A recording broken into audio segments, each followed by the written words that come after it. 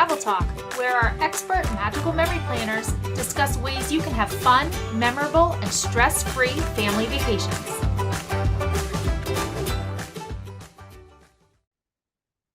Hi, everyone. Welcome to another episode of Travel Talk. I am so excited to talk today about the Allure of the Seas. We had an amazing adventure with our travel agency on Allure of the Seas last month. We brought our families, we had our travel agents, and we got to do some training and we got to learn more about the ship. And so I wanted to share with you a few of the details about the Allure of the Seas and help you see if this might be a vacation or a ship that you would want for your family. So first, let's just start with an overview of the ship, some of the details. So Oasis, or Allure of the Seas, is an Oasis class ship. So if you're not familiar with cruising, a lot of times, or all of the time, ships are gathered kind of into a class of ship where everything in that class is somewhat similar. So there could be some little nuances that are different between the different ships within a same class, but they're very similar. So we'll call them like sister ships. So Allure of the Seas is an Oasis class ship, which was the largest class of cruise ship for quite some time until Royal Caribbean launched the Icon of the Seas. So Icon is the newest ship. It just started sailing and it is an Icon class and it is bigger. But the Allure of the Seas is 220,000 gross tons, if that means anything to you. So you can kind of get an idea, but it is a big ship and there's lots to do. There was about 5,400 guests on board and there were about 18 decks. And I say about 18 decks because the guest decks start at deck 3, they go up to 18, and there's actually no deck 13. So not exactly 18 decks, but you'll see on the ship that it goes up to 18 decks. So this ship was built in 2010, and in 2020, it was scheduled to go into dry dock to get amped up. So if you're familiar with the Royal Caribbean brand, when they renovate their ships, they'll call it getting amped up. And that's when they just really amp up the volume, right? They just add new things, they do a renovation, and it really makes the ship even more amazing than it is before. And so Allure of the Seas was scheduled to get amped up, get its amplification in 2020. It got canceled. So it is currently scheduled to get its amplification in early 2025. So that is kind of where it's at. So if it's a ship that you're really interested in, now is a great time. We had a fantastic sailing. The ship is beautiful. If you sail or schedule something for after 2025, you will find that it is the amped up version of the ship. During that amplification process, it'll get some of the things that the other Oasis class ships got when they got amped up. So it'll have some new water slides and some renovated restaurants and some updated restaurants and changes there as well. Okay, so let's talk about the onboard activities on the Allure of the Seas. There is a lot to do. And one of the cool things is in the Oasis class, the ships are kind of broken up into neighborhoods. So you have like the promenade, which is like an indoor area that is kind of like a big street, right, with things on either side. And then you can go up to the boardwalk, which is exactly like that. It's an outdoor area with a carousel and restaurants and games for the kids and an arcade and ice cream and hot dogs. You head up to the boardwalk. You can go to Central Park. Central Park is in the central area of the ship, but it is open to the sky. So even though it's in the middle, it's like walking through a park. You get the sun, you get the breeze, you get the sounds, you get lots of plant life, and it's like being in a garden or a park. And that is a great area of the ship as well as the entertainment areas, the entertainment districts. So lots of areas to enjoy on the ship and lots of onboard activities. So when we talk about those, we could talk about there's several pools and areas to get wet. Of course, you're probably in the Bahamas if you're on this ship. And so there's plenty of areas to go to the pool. There are flow riders, which are those surf simulators. There's 2 of them. So usually they have one set up for kind of like boogie boarding and then one set up for people who want to do surfing. So if you want to do this, it's so much fun. If you don't want to do it, it is extremely entertaining to watch other people do it. So either way, head to the flow riders and you'll enjoy that. There's also a zip line, kind of goes diagonally across the center of the ship. So that's a fun activity to do. And there are also some rock walls. And the rock wall is on the very aft of the ship with beautiful views of the ocean and very high up. So very fun to go on the rock wall. There's also a mini golf course, which can be fun for families, as well as full sports courts. They have basketball games, dodgeball. We got to watch a dodgeball tournament, an adult dodgeball tournament. That was entertaining as well. And there's an ice skating rink. So they will have open skating sessions that you can skate at, and then they'll also have entertainment in there as well. And so if you're heading on the ship and you're thinking you're going to want to do some ice skating, make sure to pack some pants and maybe a hat or gloves or something like that. So don't forget to include that in your summer wear that you're packing for your cruise. But there are just something for everybody to enjoy. If you're looking for some adult only areas to maybe get away from all of the fun and the excitement and all of that, you might want to head to the solarium. This is a great adult only area to relax. There is another smaller buffet that's smaller than the main Windjammer buffet back in the solarium. There's, of course, a bar and bar service. So you can head back there to some pools, some hot tubs, some beautiful ocean views, food, and all adult only. So that's a great area to relax. If you're out at sea, you might want to head to the casino and try your luck in the casino when you're out at sea. There's gaming tables and slot machines and lots to do in the casino. Or you could head to the Vitality Spa and Fitness Center. I am more spa than fitness center personally, but whatever works for you. There's some great treatment options at the spa, and you might just want to start the day by taking a nice run with some beautiful views in the fitness center. There's also some fitness classes and stuff you can participate in as well. So lots to do for the adults as well. But you won't be bored because there's also lots of entertainment. So when we talk about entertainment in the evening, there is, again, so much to do. And even during the day, there's entertainment when it comes to like bingo or trivia games, just different activities around the ship that'll be very entertaining. Again, either to participate in or to watch, either way. But in the evenings, there's also a lot of entertainment going on. So you might want to go to one of the shows on the ship. So Royal Caribbean always has a Broadway show on board, and on the Allure of the Seas, it is Mamma Mia, and it was fantastic. Absolutely loved it. And I've seen it on Broadway as well, so good comparison, but it was absolutely fantastic. Loved it. They have an aqua theater, so they have a diving show, which is extremely amazing. I mean, it is very entertaining, but more than that, it is just awe-inspiring to see these people dive from all kinds of crazy places on the back of a ship while you're moving in the water. So the dive show is absolutely amazing. And then in the ice skating rink, they have an ice show. Amazing athletes that have been professional athletes in figure skating. They did everything from kind of like the trickster kind of stuff to just some of the most beautiful choreography as well. So the ice skating rink is amazing. And then they had another theater show called Blue Planet, which was an original production from Royal Caribbean. So not everything's available every night. So you'll want to kind of look at the schedule, see what you want to do, but you can see everything if you plan it appropriately. So you can reserve some of those things ahead of time. They'll come up into your cruise planner and you can get tickets for them. The tickets are free. They do stand by as well. But if you have tickets, you're allowed into the theater a half an hour early. So that way you can select your seats, have a drink, relax, and be sure you have great views and you don't have to wait until the non-ticketed guests can come and stand by and fill in the extra spots. So I highly recommend getting those tickets, even though they are free, and look at what's each night, and you can definitely see all the shows on your cruise if you're interested. So great entertainment options.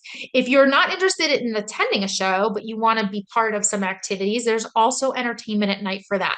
So there's lots of lounges and they have different flair. So like Boleros is kind of like Latin music. And then the pub has like guitar music and acoustic music.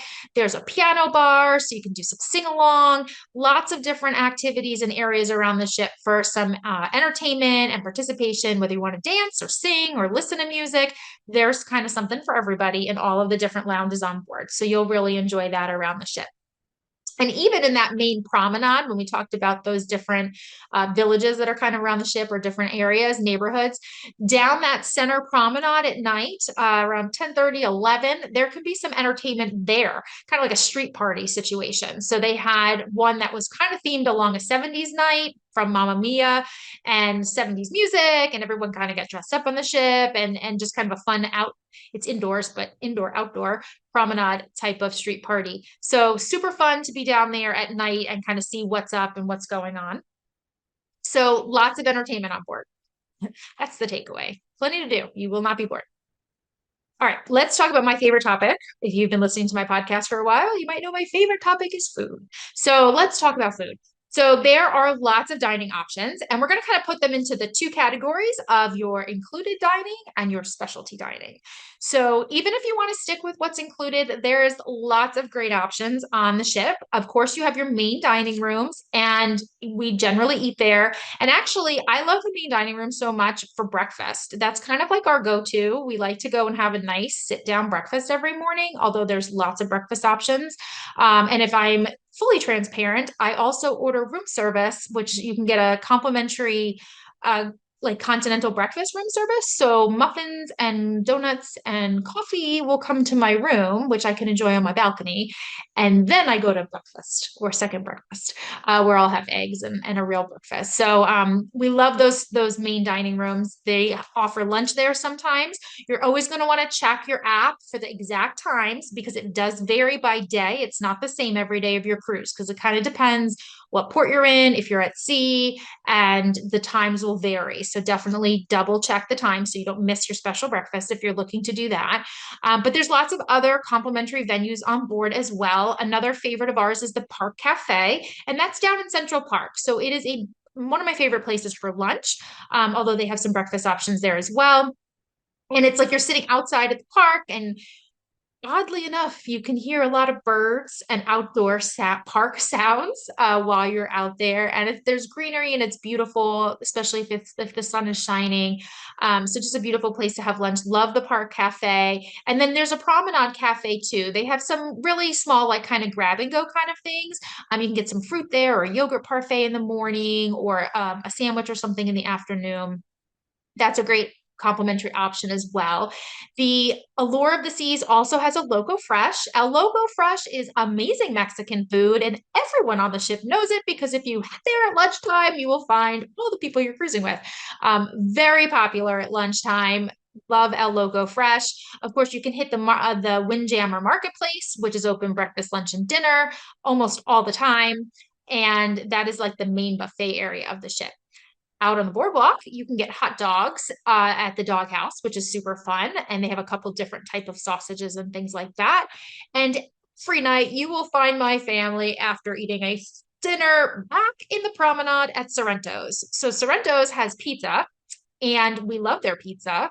And that says a lot because we're New Yorkers. But anyway, we love their pizza at Sorrento's, and a night is not complete until we've gone and had a couple slices of pizza at the end of the night. So lots of complimentary and included items for dining around the ship. You will not go hungry. You will find lots of things. If you're looking for an elevated experience or for something unique, there are some specialty locations as well.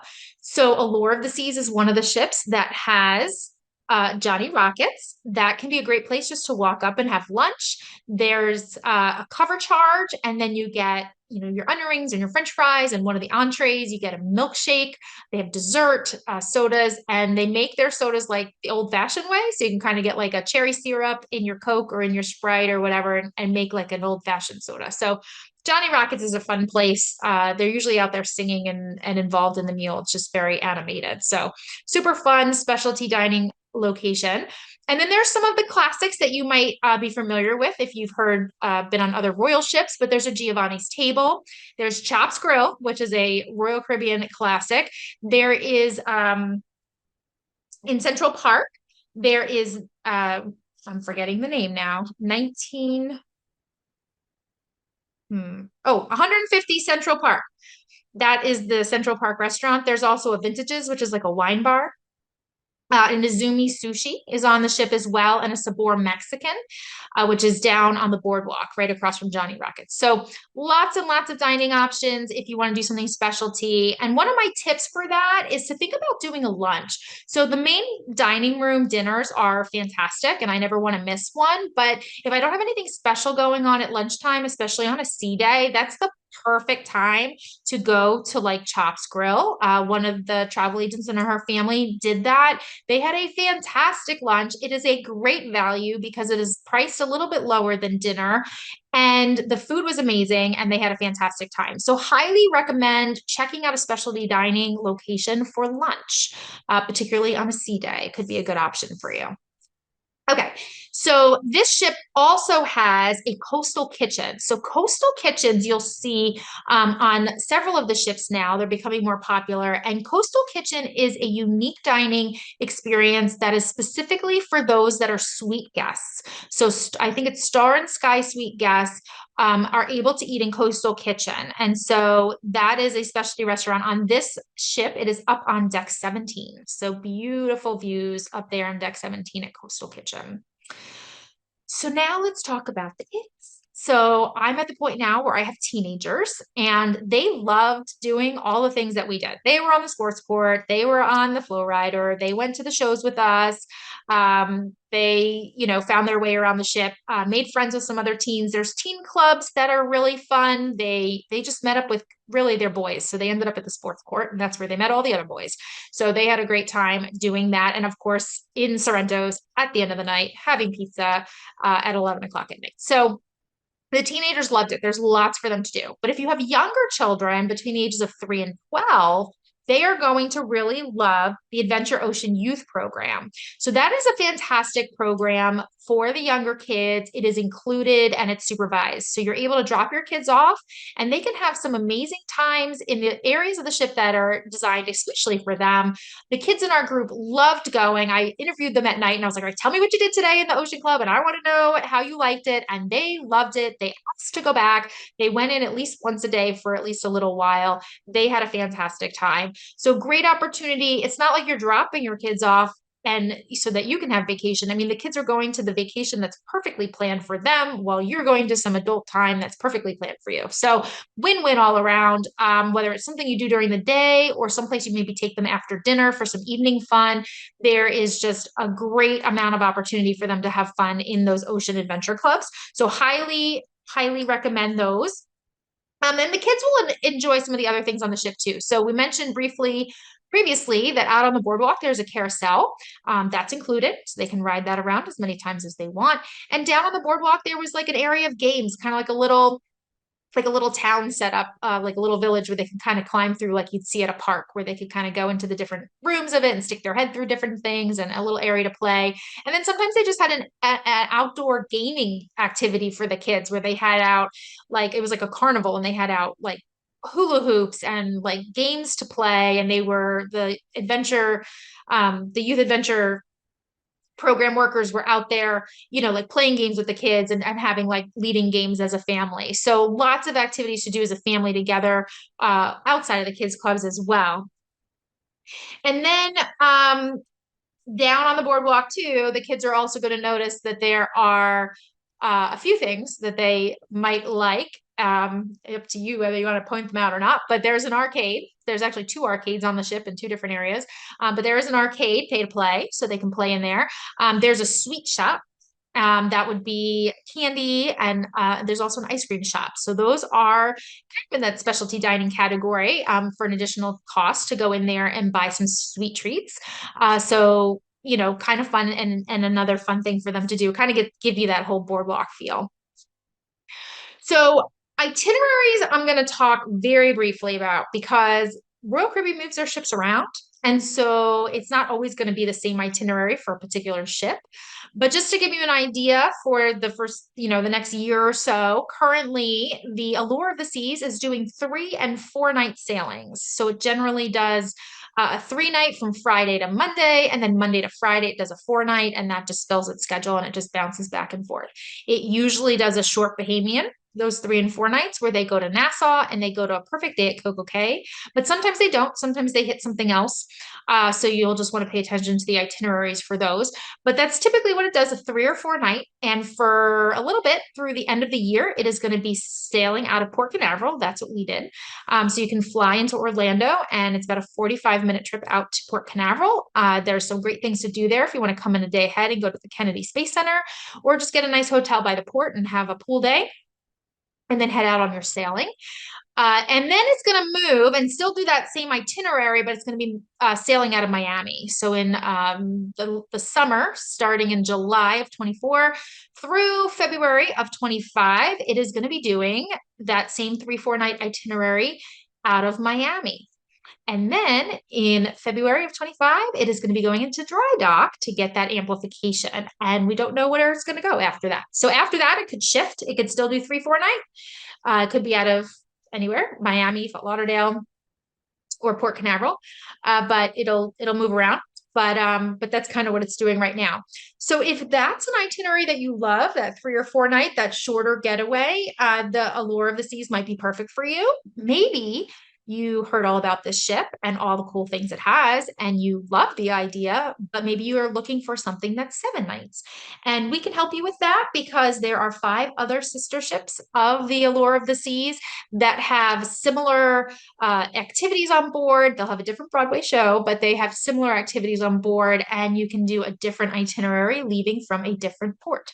So if that is what you're looking for, feel free to reach out to our MMPs, and we can either match you with an Allure itinerary that works for you or a sister ship that has the itinerary that you're looking for. So we would love to help you with that. We love Royal Caribbean and we love the Allure of the Seas. We had a fantastic time with our crew out there on our 4-night perfect day Bahamian cruise, and we would love to help you do the same. Have a good one, everyone.